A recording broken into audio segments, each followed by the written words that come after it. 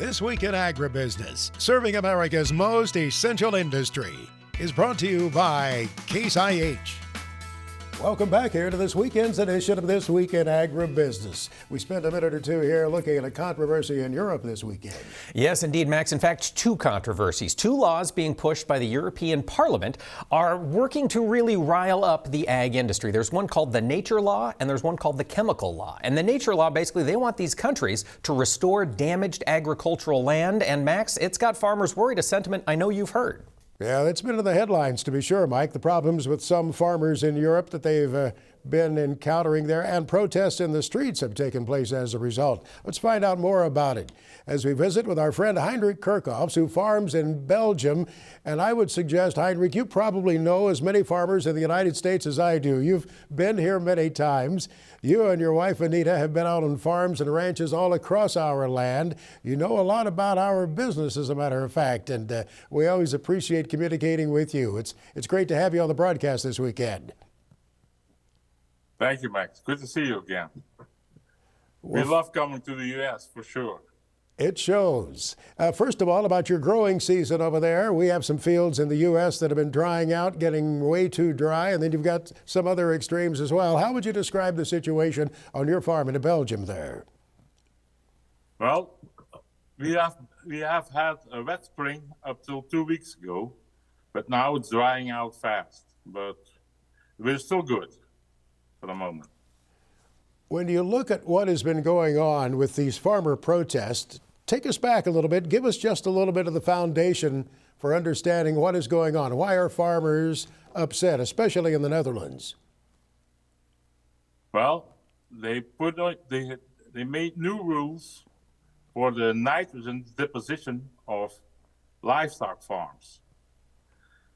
If you live close to nature with your farm, you cannot hold any animals anymore. So they have to close down those farms. And the closer you are to the nature, the worse it gets. We had heard that some farmers had taken their lives because the situation had become so desperate. Is that in fact the case, Hendrik? Yes, it is, because some farms got new permits only a few years back, but now they changed the regulations, and those farms threaten to be closed down now.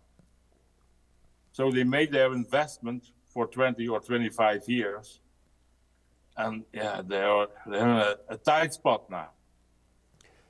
Is there any hope that this whole thing can be turned around, or is this a part of the environmental steamroller that can't be stopped?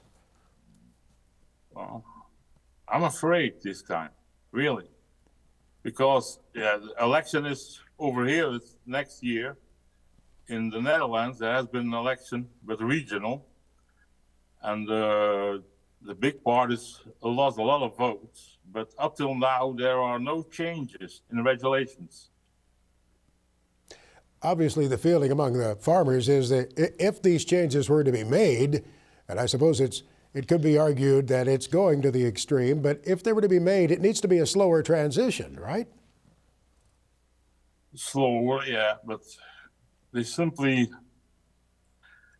change the regulations, because in the neighboring countries, there are almost none in compared to what we have here over here.